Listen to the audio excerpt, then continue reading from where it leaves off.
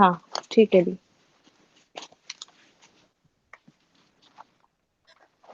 Third module में हम start करते हैं फाइनेंशियल स्टेटमेंट्स, ठीक है। Hmm. Module number third is about the financial statements. Financial hmm. Statements के लिए बेसिकली एक बार हम ये स्टडी करते हैं। Nearly the hmm. Every business enterprise has accounting system, obviously हर हम्म। बिजनेस एंटरप्राइज का अकाउंटिंग सिस्टम होता है। So hmm. Nearly every business enterprise has accounting system. Hmm. It means of यानी कि कलेक्टिंग, समराइजिंग, एनालाइजिंग, ये सब हम study कर सकें कि हमें कलेक्ट करना, कलेक्टिंग, समराइजिंग, समराइज करना, एनालाइज करना, and reporting in monetary terms, और उसे मॉनेटरी टर्म्स में रिपोर्ट करना। ठीक है, reporting in monetary terms hmm. Information about business. ठीक है, हम्म। बिजनेस के बारे में जो भी इंफॉर्मेशन होती है, बिजनेस के बारे में जो भी इंफॉर्मेशन होती है, यानी कि हम उन्हें मॉनेटरी टर्म्स में रिपोर्ट करें, एनालाइज करें, समराइज करें, कलेक्ट करें। So it is the word, it is nearly every business enterprise has accounting system. It means of collecting, summarizing, analyzing and reporting in monetary terms में report करना informations about business। ठीक है, next is for the introduction to financial statement। Financial statements के लिए introductions क्या है? The main thing is that we know that income statement, that is a profit and loss account, and balance sheets are the two most important financial statements in every business, right? So first of all, hmm. we need to understand the meaning of the financial statements. These are what? These are the essential documents of a business. So financial statements are essential documents of a business. ये हमारे business हम्म। के एक important, ये हमारे business के एक essential documents होते हैं। So financial statements are the essential documents of business. They are the outputs of financial accounting. ठीक है, ये फाइनेंशियल अकाउंटिंग के क्या होते हैं? ये आउटपुट्स होते हैं। So they are the outputs of the financial accounting. ये हमारी फाइनेंशियल अकाउंटिंग के आउटपुट्स होते हैं। ठीक है, कि जैसे जो भी हमारी फाइनेंशियल अकाउंटिंग है, ठीक है, यानी कि वो उसके क्या है? आउटपुट हैं। So they are the final products of the accounting process. जो भी हमारा अकाउंटिंग प्रोसेस है, अकाउंटिंग प्रोसेस के ये हमारे क्या है? लास्ट आउटकम है। अकाउंटिंग प्रोसेस के ये हमारे फाइनल प्रोडक्ट्स हैं। So they are the final products of the accounting process. ठीक है, तो financial statements are the essential documents of business. Financial statements हमारे बिजनेस के असेंशियल डॉक्यूमेंट्स हैं। They are the hmm. Final, the main thing is that the final for what final, because they convey the such type of the information which hmm.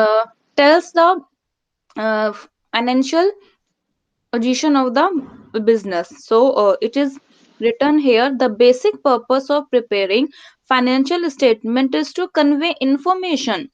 The basic purpose of preparing the financial statement को prepare करने का basic purpose क्या होता है?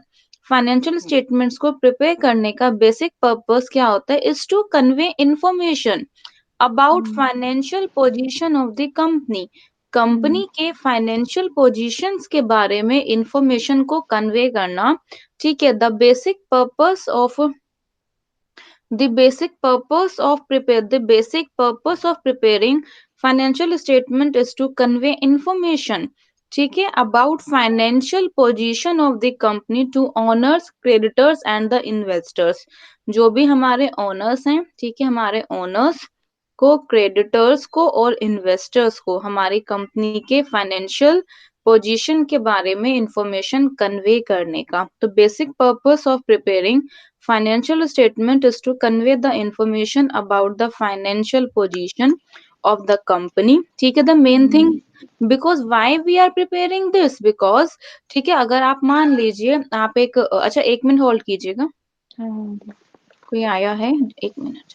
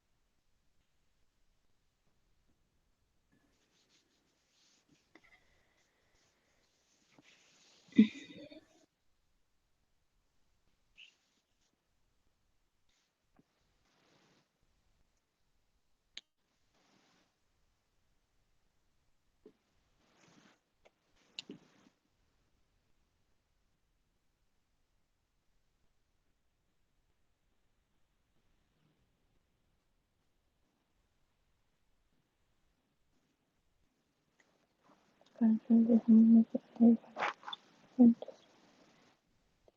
for the financial account. They are the final product of the accounting procedures that will connect financial business company. They convey certain message to the financial parts of an organization. The basic purpose financial position of the company to owners, creditors.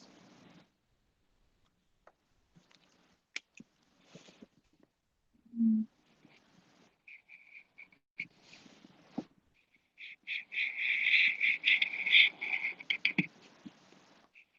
ठीक है, sorry कोई था। And investment अब एक हाँ बार देखिए देखिए इसमें क्या लिखा है। Financial statements are the essential documents of a business. Financial statements क्या होते हैं? फाइनेंशियल स्टेटमेंट्स क्या है? हमारे बिजनेस के असेंशियल डॉक्यूमेंट्स हैं, डॉक्यूमेंट्स है। हमारे बिजनेस के इम्पोर्टेंट डॉक्यूमेंट्स होते हैं।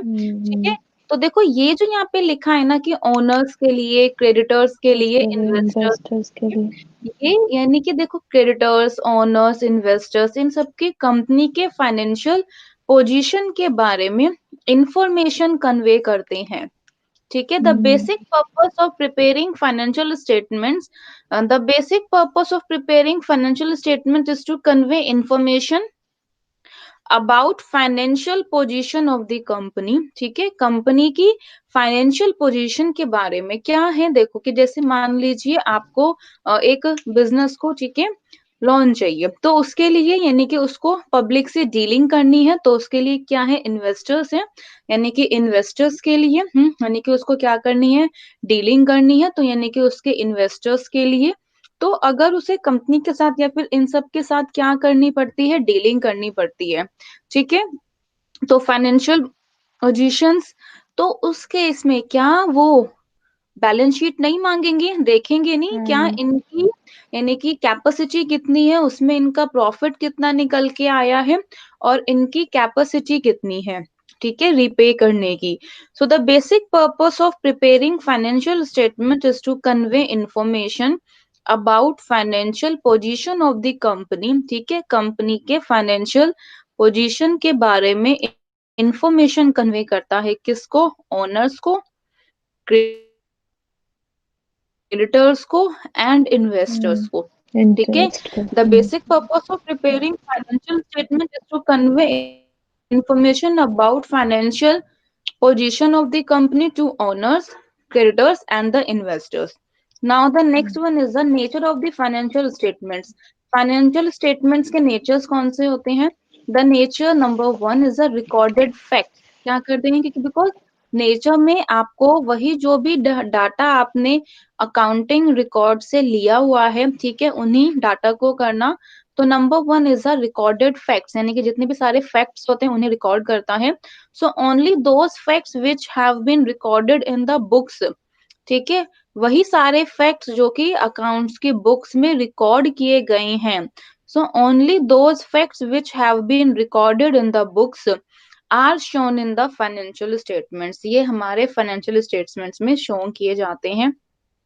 So only those facts which have been recorded in the books are shown in the financial statements. Now the next is the second is the accounting principles, because please prepare that we need to, ठीक है, record the facts. ठीक है, जो भी आपके facts हैं उन्हें recorded में उन्हीं को आप एनालाइज करोगे। ठीक है, उन्हीं से आप उन्हीं फैक्ट्स के द्वारा आप उन्हीं को ही फाइनेंशियल स्टेटमेंट्स में यूज करोगे।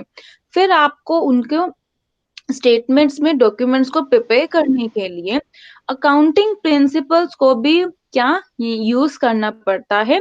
आपको अकाउंटिंग प्रिंसिपल्स को भी अडॉप्ट करना पड़ेगा, कि जितने भी सारे प्रिंसिपल्स हैं, जो भी आपके कंसेप्ट्स हैं, कन्वेंशंस हैं, वो आपको फॉलो करनी है। जैसे कि price of the cost price और market price whichever is the less. देखो ये एक हमारे लिए कंसेप्ट होता है। ठीक है, तो क्या है कि जो भी आपका कॉस्ट प्राइस या आपका मार्केट प्राइस है, जो भी उसमें से लेस होगा। अब मेन बात है कि हमें गुड्स को कौन से प्राइस पे रिकॉर्ड करना चाहिए, राइट। तो यानी कि हमें गुड्स को on which price we need to record our goods. So यानी the price of cost price और मार्केट प्राइस, ठीक है, कि आपको हम्म। कॉस्ट प्राइस पे या आपको मार्केट प्राइस पे रिकॉर्ड करना चाहिए। The principle of the cost price और market price whichever is less, ठीक है, चाहे वो कॉस्ट प्राइस हो या मार्केट प्राइस का प्रिंसिपल हो, जो भी उनमें से क्या है, लेस है। तो the principle of cost price और market price whichever is less, ठीक है, क्योंकि ये एक प्रिंसिपल है हमारे लिए, ये हमारे लिए क्या है, कंसेप्ट हो गया। तो जो भी कॉस्ट प्राइस और मार्केट प्राइस पे लेस है उसे हमें स्टॉक के वैल्यूएशन के लिए फॉलो करना चाहिए। स्टॉक के वैल्यूएशन के लिए हमें उसी मेथड को क्या है, अडॉप्ट करना चाहिए। So first is what the nature of the financial statements में, जो financial statements के nature में number one is our the recorded facts, कि हमें सभी फैक्ट्स को क्या करना है, डाटा जो भी हमने लिया है उसे हमें रिकॉर्ड करना है। Second is what the accounting principles, second हमारे लिए अकाउंटिंग प्रिंसिपल्स हैं। Third is what the assumptions, जो हमारी assumptions। अजम्पशंस हैं। तो business transactions are recorded on certain assumptions, ठीक है, बिजनेस ट्रांजेक्शन्स को हम यानी कुछ सर्टेन अजम्पशंस में रिकॉर्ड करते हैं। तो in preparing financial statements, accountants make many assumptions, ठीक है, फाइनेंशियल स्टेटमेंट्स को प्रिपेयर करने में अकाउंटेंट्स काफी ज्यादा assumptions को लेते हैं। कौन कौन सी, कि जैसे value of money remain constant, कि जैसे पैसे की जो वैल्यू है वो क्या रहेगी, कांस्टेंट रहेगी। So value of money remains constant, ठीक है, गोइंग कंसर्न कंसेप्ट, की जो गोइंग कंसर्न कंसेप्ट है etcetera, like that value of the money remains constant, की जो पैसे की जो वैल्यू है कांस्टेंट रहेगी।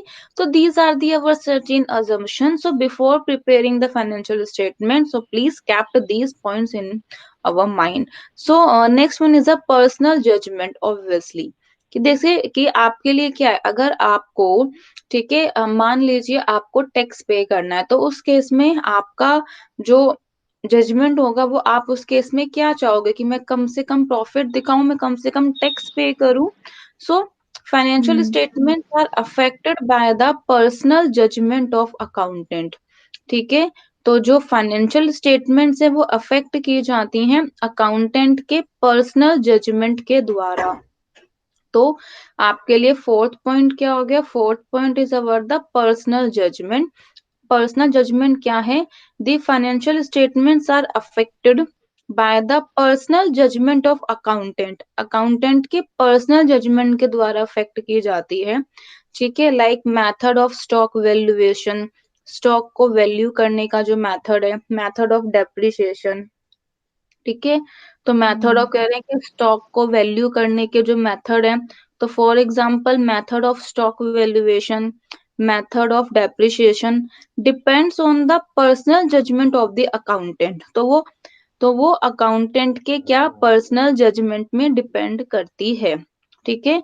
The method of stock valuation, the method of depreciation depend on the personal judgement of the accountant, so please remember that it is depend on the personal judgement के ऊपर personal डिपेंड करती judgement. है। The accountant can select any of the available methods of stock valuation. तो कह रहे हैं कि स्टॉक वैल्यूएशन के जितने भी सारे मेथड्स हैं, ठीक है, तो ये आपका अपना खुद का पर्सनल जजमेंट है कि आप अपने कौन से जो भी अवेलेबल मेथड्स हैं उनमें से आप किन्हें अडॉप्ट करना चाहते हो। तो स्टॉक जी, वैल्यूएशन, स्टॉक वैल्यूएशन का मतलब क्या होता है? देखो ये मेथड भी हम करेंगे जिसमें क्या होता है कि हमें जो हमारे गुड्स हैं, ठीक है, उन्हें हमें कौन हम्म। से पे यानी कि एक्चुअल में उनकी वैल्यू निकालने के लिए, ये तो हम जानते हैं ना कि जो एक्चुअल में हमें सेल प्राइस अलग है, लेकिन जो हमने कॉस्ट ली है वो हमारा कॉस्ट प्राइस अलग है। तो उसका मुझे स्टॉक ट्रू, मतलब गुड्स। हाँ गुड्स जो कि हमें क्या अच्छा। करने हैं, उन्हें सोल्ड करने हैं, ठीक है। अच्छा। तो अच्छा, ये हाँ। सब कुछ एक बेसिक है, तो इन सभी पॉइंट्स को हमें गुड्स का include करना है। Valuable price. हाँ, तो इसके मेथड हैं, आपको बताऊंगी, ये हमें इसके मेथड स्टडी अच्छा, करने ओके। हैं। FIFO LIFO hmm. Weighted average, ठीक है, FIFO LIFO okay. Weighted average, ये मेथड हमें अडॉप्ट करने हैं। तो ये हमारा पर्सनल हम्म। जजमेंट है, ठीक है। हम्म। तो क्या हो गया है?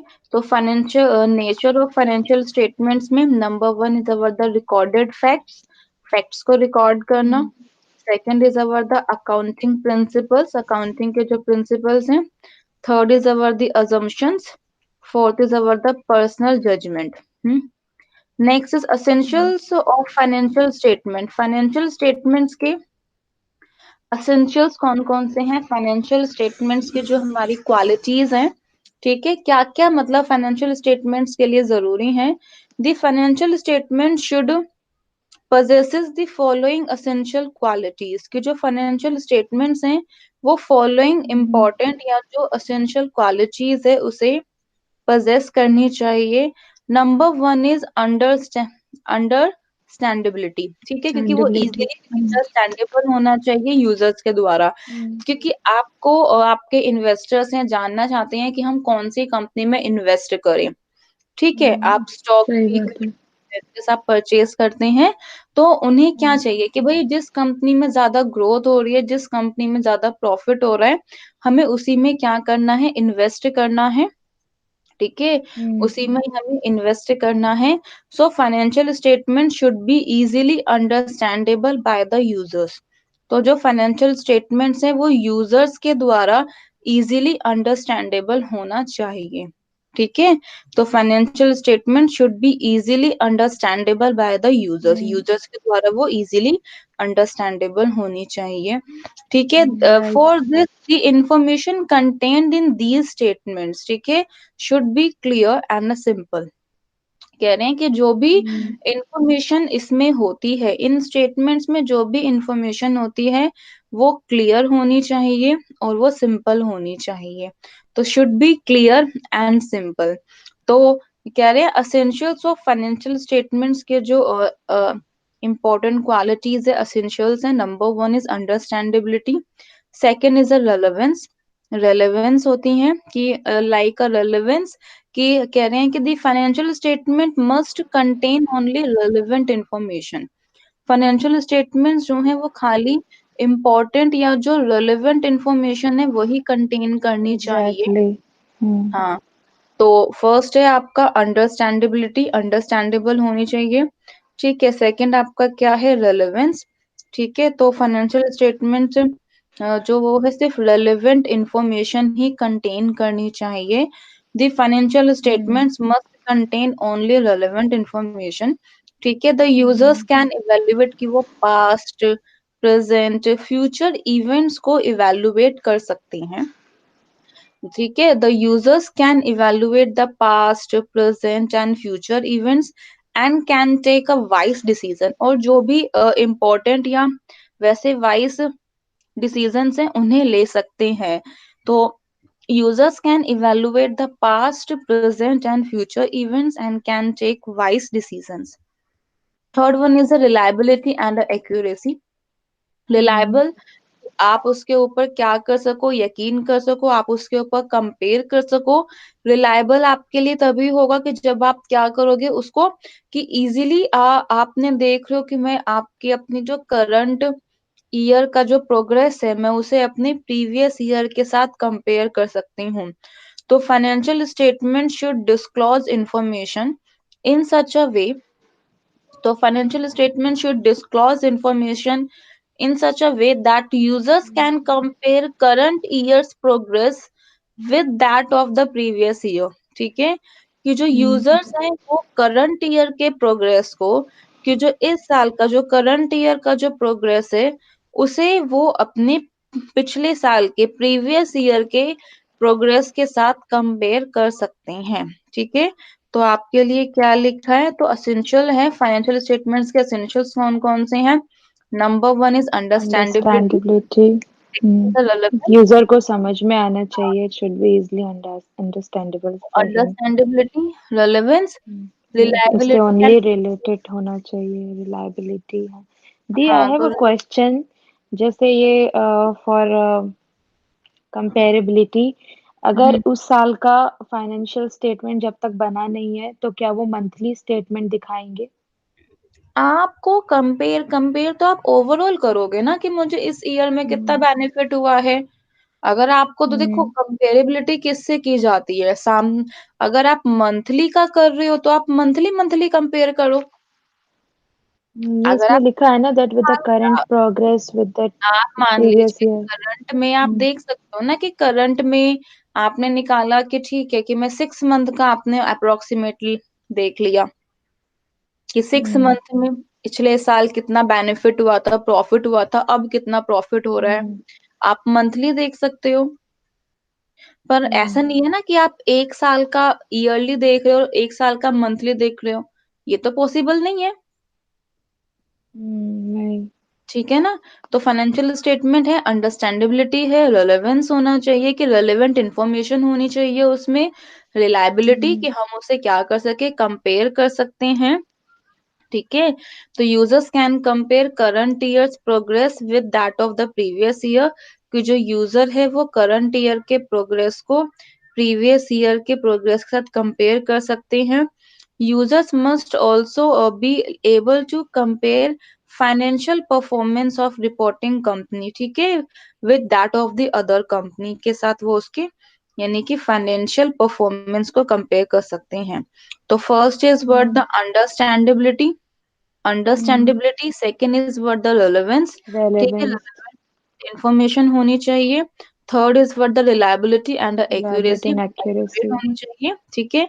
नेक्स्ट इज वन कंपेरेबिलिटी, वही सेम चीज है कि आप इजीली उससे कंपेयर कर सको।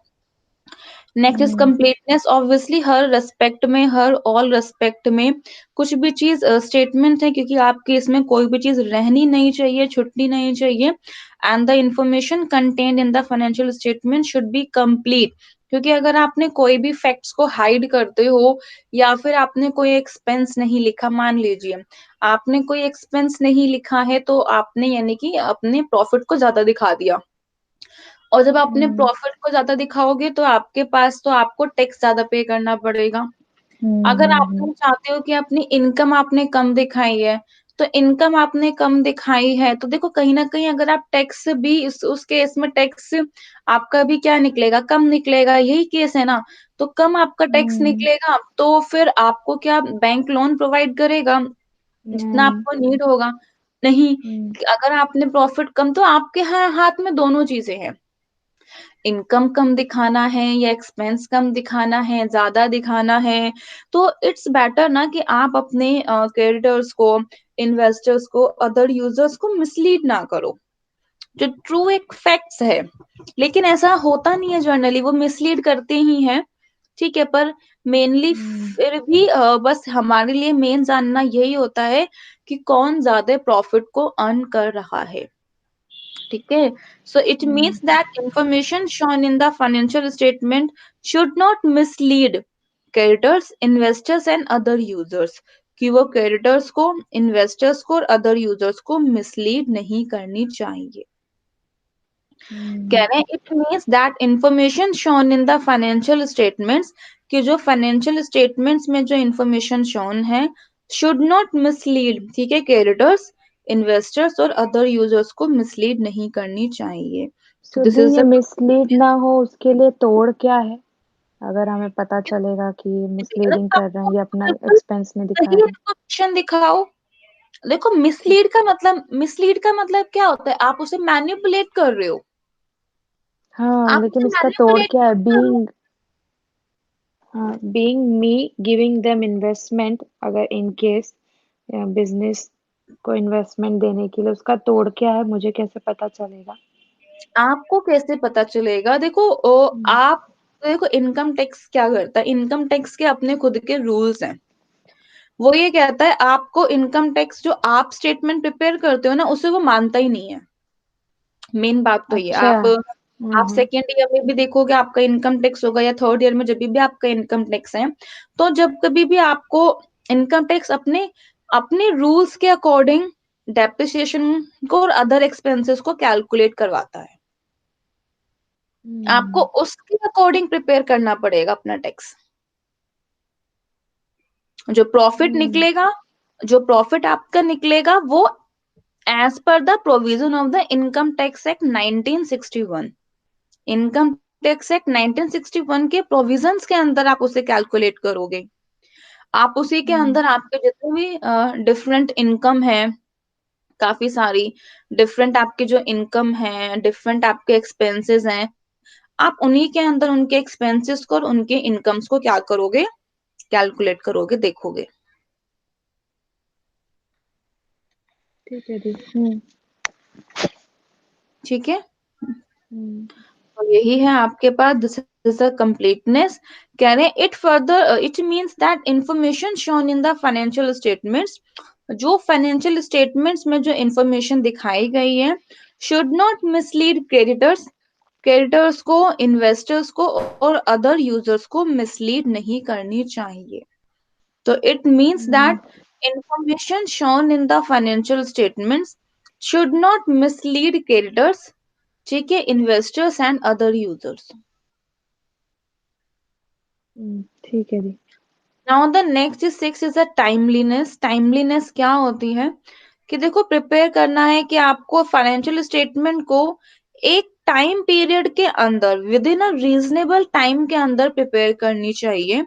ठीक है, देखो अगर आप प्रिपेयर कर रहे हो उसको 11 मंथ की, 10 मंथ्स की, ठीक है, 9 मंथ्स की, या तो आप उसे हाफ ईयरली प्रिपेयर कीजिए, मंथली प्रिपेयर कर रहे हो, क्वार्टरली आप प्रिपेयर कर रहे हो, ठीक है, तो एक जो प्रॉपर टाइम है, एक with in a reasonable time के अंदर आपको प्रिपेयर करनी चाहिए।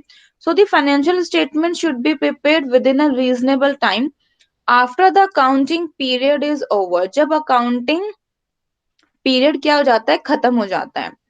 ठीक है, the financial statement should be prepared within a reasonable time, तो after the accounting period is over, if the statements are not prepared and presented in time, अगर जो स्टेटमेंट्स है वो प्रिपेयर नहीं की गई और टाइमली प्रेजेंट नहीं की गई, तो दे तो कैन यूज नॉट बी नहीं हो सकती। प्रॉपरली, तो हम उसे हम्म प्रॉपरली यूज नहीं कर नहीं सकते। कर सकते।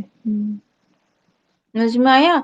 If the statements are not prepared and presented in time, अगर हमने स्टेटमेंट्स को यानी कि समय पे टाइम में प्रिपेयर्ड नहीं किया, प्रेजेंट नहीं किया गया, so they can not be properly use, तो हम उसे प्रॉपरली यूज नहीं कर सकते। ठीक है, hmm now the next is manufacturing account. Hmm अब कोई मैन्युफैक्चरिंग अकाउंट हमारे पास फर्स्ट ये परफॉर्मा है for the our manufacturing account. ठीक है, तो हमें इसको ट्रेडिंग अकाउंट है, ठीक है, इसके लिए हम अलग अलग कंपनी का मैं आपको ये सबसे पहले बताऊंगी। Manufacturing account for the year. अच्छा, ये मैन्युफैक्चरिंग अकाउंट का प्रोफार्मा। मैन्युफैक्चरिंग अकाउंट से पहले बाकी वही सब कुछ सेम होता है। क्या करना है, हम्म देखो, by the name of the manufacturing, ठीक है, ठीक है ना, हमारे पास क्या है, manufacturing account and a trading account. Manufacturing account अगर मुझे प्रिपेयर करना है, मैन्युफैक्चरिंग का मतलब क्या होता है कि आप की प्रोडक्ट अपनी को खुद की क्या है, फैक्ट्री है या कुछ है जिसमें आप गुड्स को क्या कर रहे बना हो, रहे हो। बना रहे हो, जिसमें आप गुड्स को हम्म मैन्युफैक्चर कर रहे हो। और एक हम्म आपका है ट्रेडिंग अकाउंट। ट्रेडिंग अकाउंट का मतलब क्या होता है, ट्रेडिंग अकाउंट का मतलब आपके लिए हो गया कि आपने वहां पे गुड्स को क्या किया है, खरीदा है और गुड्स को आपने सोल्ड किया है, बेचा है, यही अच्छा, मतलब है। एक सेलिंग, आपके हाँ। लिए क्या, हाँ, तो एक आपके लिए क्या है, मैन्युफैक्चरिंग मैन्युफैक्चरिंग अकाउंट है। है। हाँ, तो मैन्युफैक्चरिंग अकाउंट, और एक आपके लिए क्या है, ट्रेडिंग ट्रेडिंग अकाउंट है। अकाउंट है। ट्रेडिंग अकाउंट में आपने क्या किया है, गुड्स को खरीदा है, बेचा है, उसके लिए आप अकाउंट प्रिपेयर करते हो। हाँ, मैन्युफैक्चरिंग अकाउंट में जो आपने गुड्स को क्या किया है, बनाया है, बनाया ठीक है, है। हम्म गुड्स की आपने क्या की है, प्रोडक्शन की है। So hmm it shows the production cost और transfer price of the goods. ठीक है, गुड्स की ये हम्म क्या, प्रोडक्शन कॉस्ट और जो ट्रांसफर प्राइस है, ये उसे दिखाता है। ठीक है, जो गुड्स कंप्लीट किए गए हैं, जो भी गुड्स हम्म कंप्लीटेड हैं ड्यूरिंग द अकाउंटिंग पीरियड, तो अकाउंटिंग पीरियड के दौरान जो भी गुड्स क्या किए गए हैं, मैन्युफैक्चर्ड किए गए हैं, जो भी गुड्स बनाए गए हैं, तो उसकी प्रोडक्शन कॉस्ट को या उसके ट्रांसफर प्राइस को ये दिखाएगा। तो मैन्युफैक्चरिंग अकाउंट क्या होता है, manufacturing account it shows production cost और transfer price of the goods completed. ठीक है, सो ये दिखाता है आपके पास प्रोडक्शन कॉस्ट और transfer price of the goods completed, जो गुड्स कंप्लीट किए गए हैं, ठीक है, उनके लिए ड्यूरिंग द अकाउंटिंग पीरियड। तो आपके हम्म पास यहाँ पे इनके लिए देखो, जब जब कभी भी आपका एक फिनिश्ड गुड्स है, ठीक है, आपके लिए क्या है, ये फिनिश्ड गुड्स प्रिपेयर्ड किया गया है। तो इस फिनिश्ड गुड्स के लिए क्या क्या चीजें रिक्वायर्ड थी, आपके लिए रॉ मटेरियल रॉ नीड था, मटेरियल। ठीक है। तो रॉ मटेरियल के लिए क्या हो गया, आपके लिए डायरेक्ट मटेरियल की कॉस्ट हो गई, आपके लिए क्या है, लेबर की रिक्वायरमेंट है या नहीं है, हाँ हाँ बताइए। है हाँ। मटेरियल की ऑफ आपकी कोर्स हाँ। रिक्वायरमेंट है, हम्म आपके लिए मटेरियल की रिक्वायरमेंट है, आपके लिए हम्म लेबर की रिक्वायरमेंट है, आपके हम्म लिए खर्चे यानी कि एक्सपेंसेस की रिक्वायरमेंट है, हम्म ठीक है।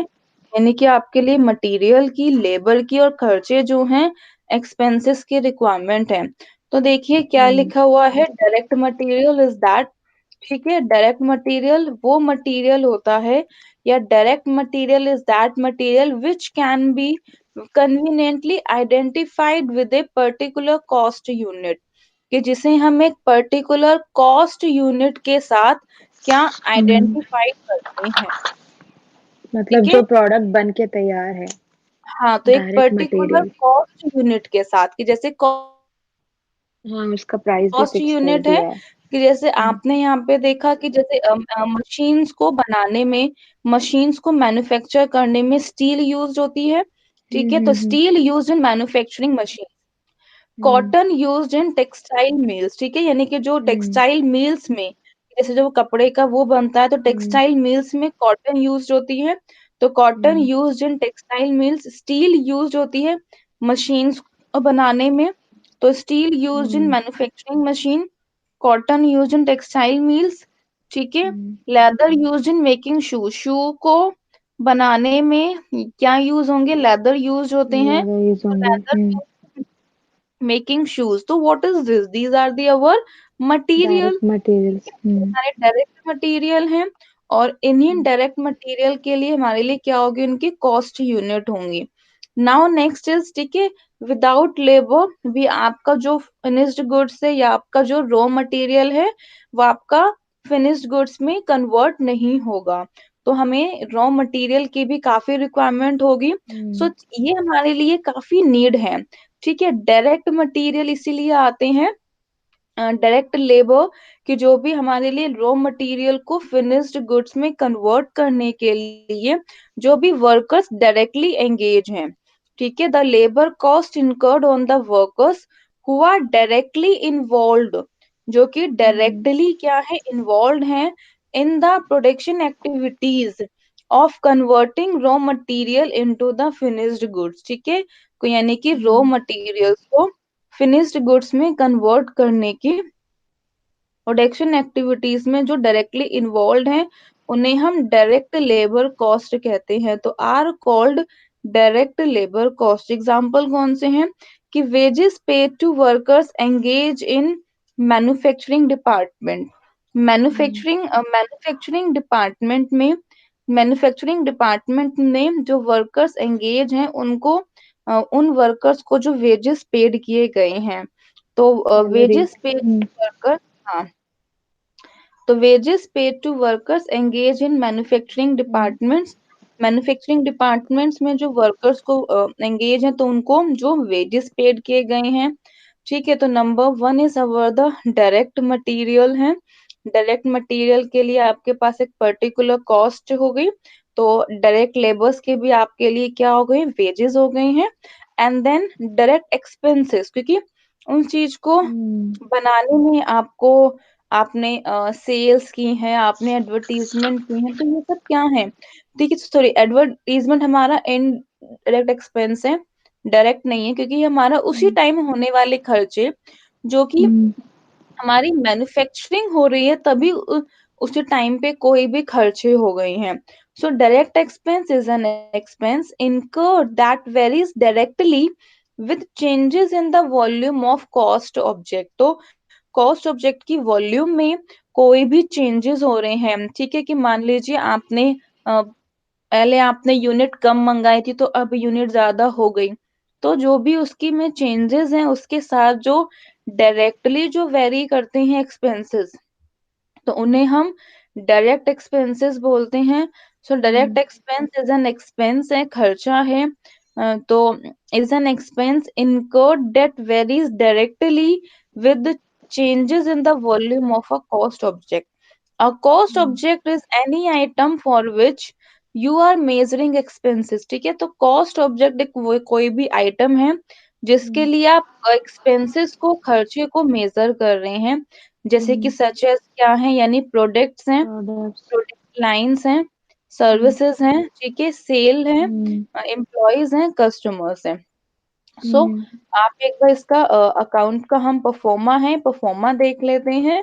तो ये हमारे जितने भी सारे एक्सपेंसेस हैं, ये एंटायर एक्सपेंसेस लिंक करता है हमारा मैन्युफैक्चरिंग अकाउंट का।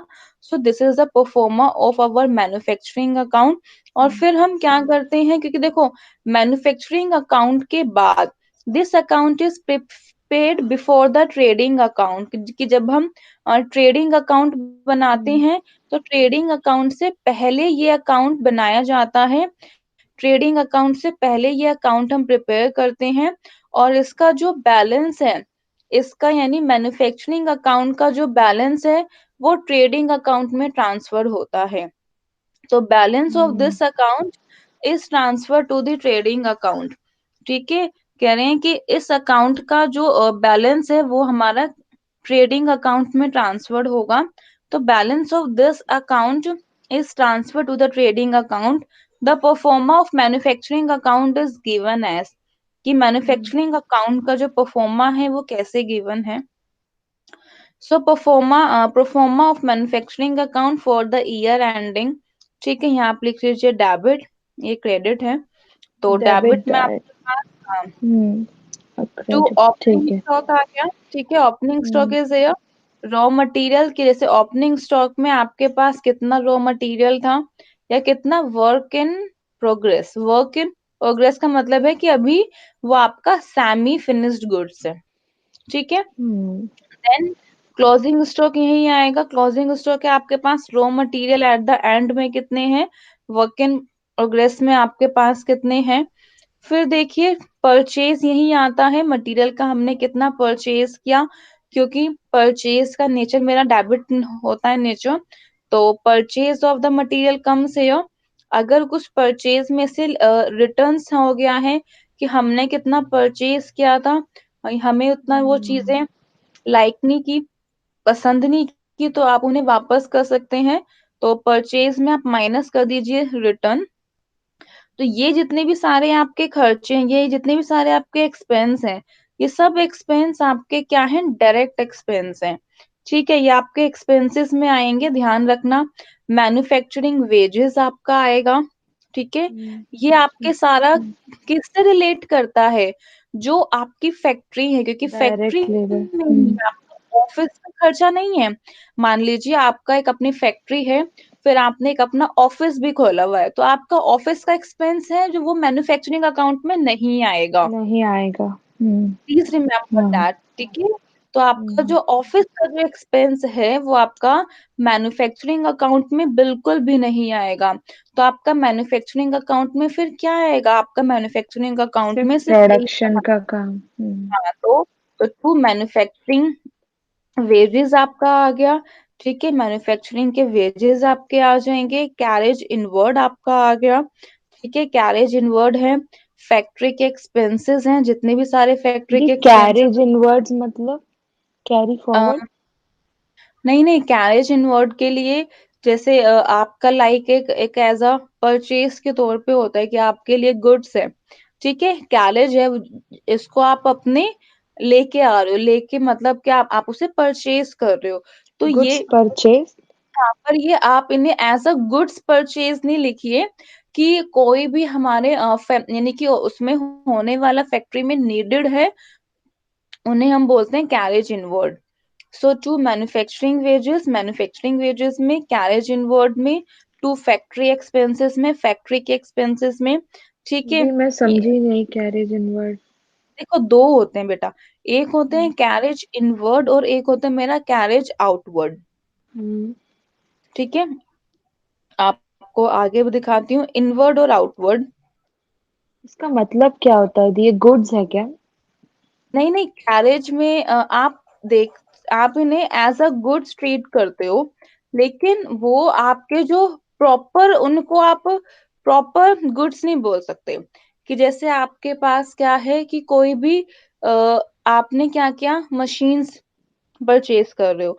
अगर आप उस चीज की मशीन्स को परचेज कर रहे हो, उस टाइम पे आपको लगता है कि आपके कोई भी एक्सपेंसेस इसके साथ इंक्लूड हो रहे हैं, ठीक है, तो आपने उनको मंगवा लिया, या फिर आपने और इसके अलावा जो अदर गुड्स है उन्हें आपने ले लिया, तब हम उसको बोलते हैं carriage inward.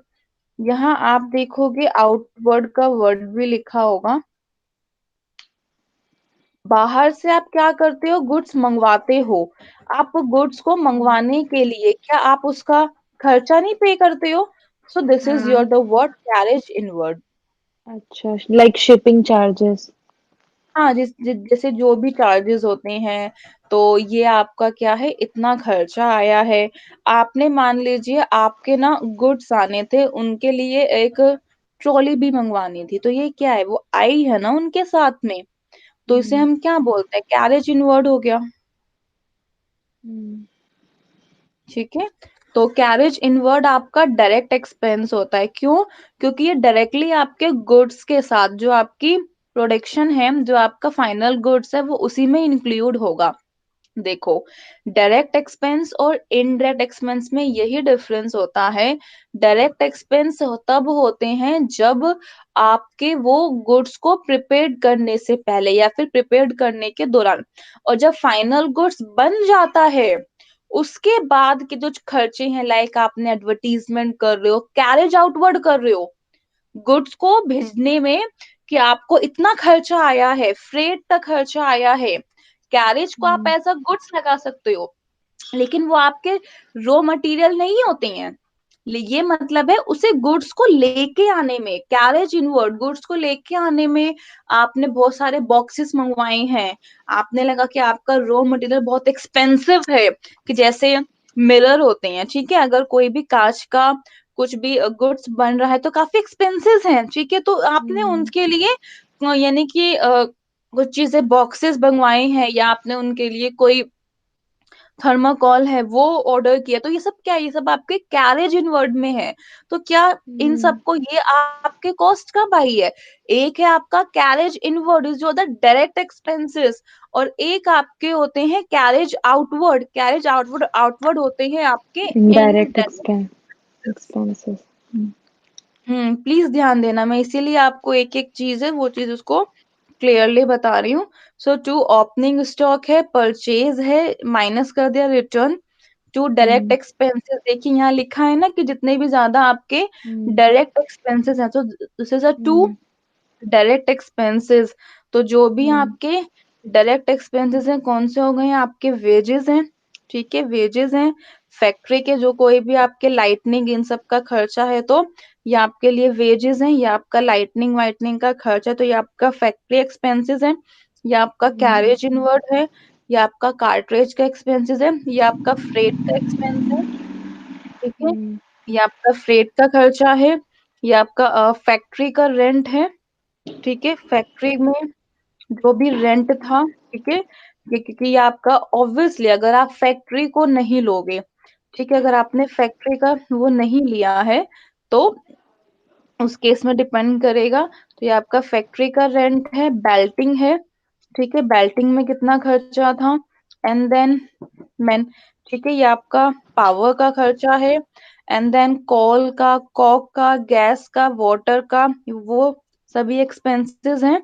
So this is hmm. Your the excise duty, excise duty का, डॉक चार्जेस, ठीक है, जितने भी सारे आपके एक्सपेंसेस हैं, ये सब आपको नीड कब करते हैं, कि जैसे ये वाटर का, गैस का, कॉल, कॉक, इट मीन्स कि ये एज अ रॉ मटेरियल के लिए आपके लिए यूज हो रहा है, ठीक है, फिनिश्ड गुड्स को हम्म। बनाने के लिए, तो आपके excise duty, dock charges, octroi charges, तो ये सब चार्जेस आपने जब अपने गुड्स को यानी कि लिया होगा, रॉ मटेरियल को मंगवाया होगा, तब आपके हम्म। चार्जेस नहीं होंगे। अगर यही चार्जेस तब आते हैं जब आपका गुड्स बन जाता है, यानी फाइनल गुड्स के बाद आपके ये चार्जेस आते हैं। जब आप ये चार्जेस आपके तब आते हैं कि जब आपके फाइनल गुड्स के बाद आपके ये चार्जेस आते हैं, तब आएंगे, तब हम उन्हें क्या बोलेंगे, तब हम उन्हें मैन्युफैक्चरिंग अकाउंट। तब हम उन्हें ट्रेडिंग अकाउंट बोलते हैं। ट्रेडिंग अकाउंट, ट्रेडिंग अकाउंट तो आपने कहा था सॉरी, कि तब हम उनको हाँ। इनडायरेक्ट एक्सपेंसेस बोलेंगे। हाँ। ठीक है ना। तो जैसे कि हमारे आपके पास रॉयल्टीज हो गई हैं, ठीक है, ऑक्ट्राय चार्जेस हैं, डॉक चार्जेस हैं, एक्साइज ड्यूटी है, आपके लिए कॉल एंड कॉक है, गैस एंड वाटर है, पावर है, ठीक है। आपके यानी कि opening stock, purchases minus return, direct expenses में wages, factory expenses, carriage inward, cartage, freight, factory rent, building. And then आपके पास क्या है, ये क्रेडिट साइड में है, क्रेडिट साइड में सेल्स हैं, ठीक है। आपके लिए सेल्स, सेल्स आपकी क्रेडिट साइड में होती है, तो सेल्स में से आप माइनस कर दोगे सेल्स रिटर्न, तो बाय सेल्स, सेल्स में से माइनस कर दो सेल्स रिटर्न, ठीक है। एंड सेल्स में से माइनस कर दो sales return, and then minus कर दो क्लोजिंग स्टॉक। यहाँ पे जो सेल्स है क्या दी, मैं समझी नहीं क्या। जैसे आपके लिए परचेज आपका डेबिट साइड में हो गया, तो डेबिट है तो आपका परचेज डेबिट साइड में हो गया, फिर उसमें से माइनस कर दिया आपने परचेज रिटर्न, ठीक है। फिर परचेज आपके लिए रिटर्न। सेल्स है, सेल्स आपका क्रेडिट साइड में हो गया, और फिर सेल्स में से आपने माइनस कर दिया सेल्स रिटर्न।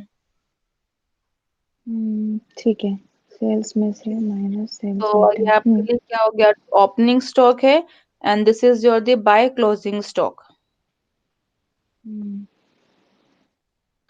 ठीक है। ये आपका क्या ठीक है, है जी। टू हाँ। ओपनिंग स्टॉक, और ये आपका है बाय क्लोजिंग स्टॉक।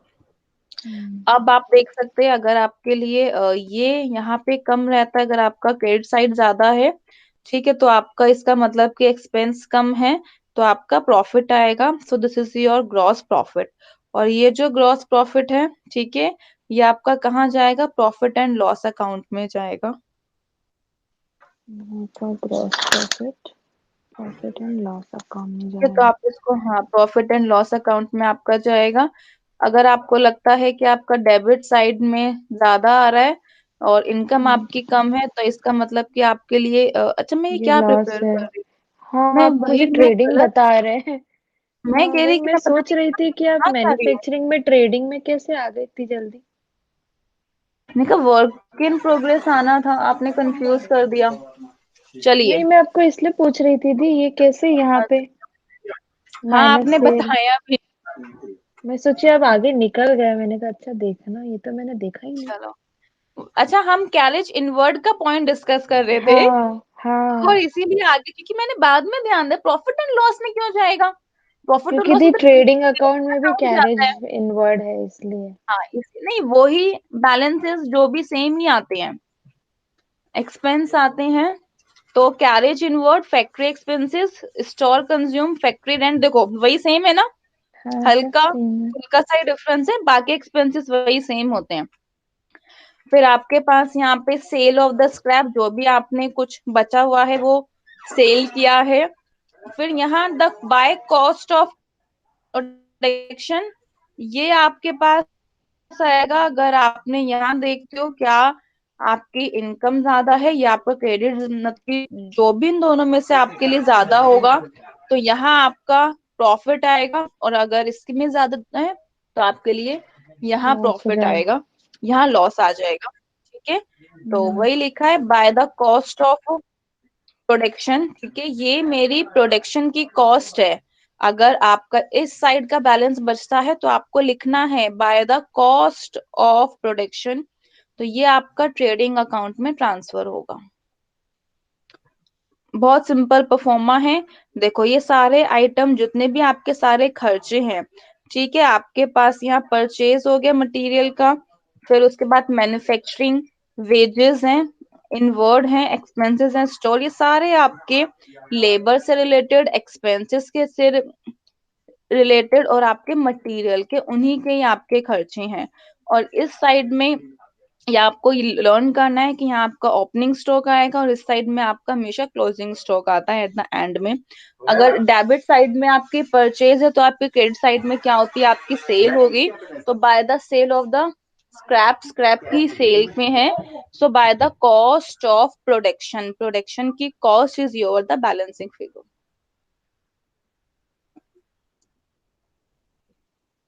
ठीक है दी।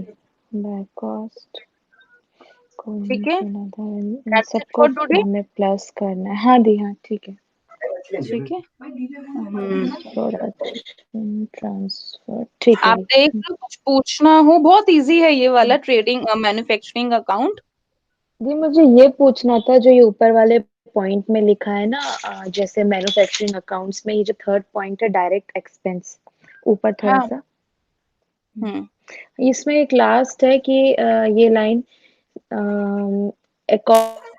cost subject in any item which you are measuring expenses such as product, product line, services, sales, region, employees.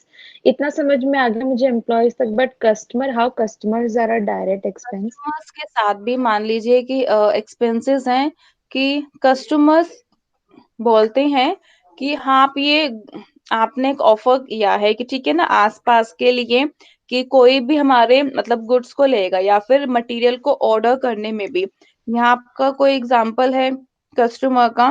नहीं, यहाँ पे कोई एग्जांपल नहीं है कस्टमर का। कि जैसे मान लीजिए कि उन्होंने कहा है कि आप ये हमारे इतने ऑर्डर हैं, ठीक है, हमारे जो गुड्स हैं, पहले स्टार्टिंग में एक कस्टमर ने कहा कि आपको 1000 गुड्स मैन्युफैक्चर करने हैं। फिर उसने बाद में 2 घंटे बाद फोन करके कहा कि आपको 500 मैन्युफैक्चर करने हैं। तो कहीं ना कहीं मेरा वो जो रॉ मटेरियल, लेबर, ये हमने एक एक्सपेक्टेशन लगा ली थी, अगर मैं उस रॉ मटेरियल को परचेज कर लेती हूँ 1000 के रिगार्डिंग, वो मेरा सेल हो या नहीं हो, सेम क्वालिटी में या जो भी चीज है, तो वो मेरा एज अ लॉस एक्सपेंसेस खर्चे के तौर पे आ जाता है। ठीक है, जो कि आपको एम्प्लॉयज हो या फिर एम्प्लॉयज से कुछ एक्सपेंस हो गया है, ठीक है, ये तो हमारे इंटरनल है। लेकिन अगर हमारे कस्टमर्स एक्सटर्नल है तो इनसे भी कोई भी, आपने इनको क्या कर दिया, डिस्काउंट आपने ऑफर कर रहे हो, पर उसके बाद भी ये आपके एक्सपेंसेस को, गुड्स को नहीं ले रहे हैं, तो ये कहीं ना कहीं आपका डायरेक्ट एक्सपेंसेस है। या आप ये मान लीजिए कि आपके पास 1000 का था, ठीक है, 1000 इन्होंने ऑर्डर किए। ये दूसरा केस मैं आपको बता रही हूँ, इसमें आपके पास 500 ये जो गुड्स थे। कस्टमर्स है यहाँ पर दी, तो ये हाँ, मैं सप्लायर्स हैं, ये बायर्स नहीं है। नहीं, सप्लायर्स नहीं, मैं यहाँ पे रॉ मटेरियल्स में ऑलरेडी परचेज कर चुकी हूँ, मैं परचेज नहीं कर रही हूँ। कस्टमर ने कहा कि मुझे 1000 फिनिश्ड गुड्स चाहिए, ठीक है, तो कस्टमर्स ने ऑर्डर दिया कि तो हमारे लिए सबसे अच्छा है, और मैंने 1000 के रॉ मटेरियल मंगवा लिए। अब मेरे 500 के जो रॉ मटेरियल थे, वो मेरे क्या हो गए, 500 के आसपास वो वेस्ट हो गए, वो खराब हो गए। तो बाकी के जो वो 500 बच गए, हम्म। वो किस लिए है, वो कस्टमर्स हो गया, कस्टमर्स के लिए है। हम्म। पर वो तो सो दिस, कस्टमर्स के लिए, और अच्छा, पर वो तो तो इस, जिसने ऑर्डर दिया है सप्लायर ने, ये तो उसका रिस्पॉन्सिबिलिटी है ना। नहीं बेटा, जब हम कुछ रॉ तो मटेरियल बैलेंस तो हम परचेज लेंगे कर ना। लेते हैं, जब हम रॉ मटेरियल परचेज कर लेते हैं उसके बाद तो हमारी होगी ना रिस्पॉन्सिबिलिटी। रॉ मटेरियल तक तो हमारी रिस्पॉन्सिबिलिटी है, बट उसने ऑर्डर इतने का दिया था ना इतने सप्लायर ने, का तो हाँ, उसी उसने हिसाब से ऑर्डर तो, दिया तो उसी के अकॉर्डिंग हम प्रिपेयर्ड क्या है, ये नहीं कर उसी के पाए अकॉर्डिंग के तो हम हमने तो सप्लायर 500 तक का सप्लाई किया, कर तो लेंगे। कहीं ना कहीं एक एक्सपेंसेस हमारा जो था, हम उसे बाद में मंगाते, या फिर मैंने इतना ज्यादा बल्क में गुड्स मंगवा लिया, ठीक है, बल्क में, लेकिन वहां पे कैपेसिटी थी खाली 500 गुड्स की मंगवाने की, जो मैंने बल्क में गुड्स मंगवाया है वो उसकी कैपेसिटी के कारण हुआ, तो रिस्पॉन्सिबल कहीं ना कहीं एक्सपेंसेस हैं। तो एक्सपेंसेस इनकर्ड किए जाते हैं, ठीक है, वॉल्यूम यहाँ आप देख रहे हो, वॉल्यूम में चेंजेस हो गया, वॉल्यूम माने अवर हम्म। क्वांटिटी। अब वो क्वांटिटी में खर्चा हुआ है मेरा या चेंजेस हुआ है कस्टमर के कारण हुआ है, एम्प्लॉयज के कारण हुआ है, सेल्स रीजंस के कारण हुआ है, सर्विसेज हैं, तो ये सारे आपके क्या है, रीजंस हैं, इन सब के कारण से हुआ है।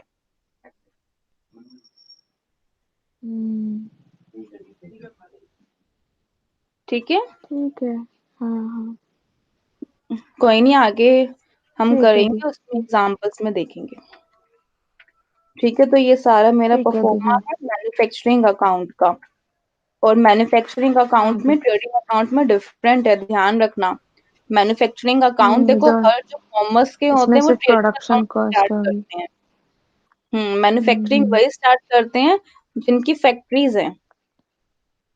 देखो यहाँ पे प्लांट का हम्म। डेप्रिसिएशन है, ठीक है, रिपेयर प्लांट का है, वर्कर्स मैनेजर्स की सैलरी है, या वेजेस है, हम्म। यहाँ जो उसे मैनेज करने की सिर्फ उसकी सैलरी है, बाकी सारे जो एक्सपेंसेस है वो आपका फैक्ट्री से एक्सपेंसेस है। और हम्म। ये प्रोडक्शन है, ये प्रोडक्शन की इतनी कॉस्ट आई, अगर मेरा डेबिट साइड ज्यादा है यानी कि मेरे इतने खर्चे ज्यादा है, ये तो मतलब हो गया। हम्म। अगर आपका डेबिट साइड ज्यादा है तो इसका मतलब कि आपके खर्चे ज्यादा हैं। आप एक बात बताओ, क्या यहाँ आपके पास सेल आएगा? क्योंकि अभी फिनिश्ड गुड्स हुआ ही नहीं है। यहाँ आपके पास जो सेल हम्म। है वो खाली बचे कुचे का सेल है, स्क्रैप यानी कि रॉ हम्म। मटेरियल का आपके पास सेल है। हाँ हाँ हाँ। हाँ हाँ हाँ, ठीक है दी। आपके पास हो गया प्रोडक्शन की जो कॉस्ट है, तो by cost of production transfer to trading account, जो कि ट्रेडिंग अकाउंट को ट्रांसफर की गई थी। हम्म, ठीक है दी। ठीक है, पहले समझ में आया इतना? इतना आ गया।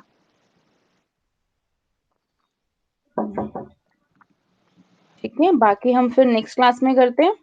हाँ दी ठीक है। ठीक है, that's it for today. We will do okay the. Trading account, profit and loss trading account account next profit class. Loss tomorrow. हाँ दी ठीक है।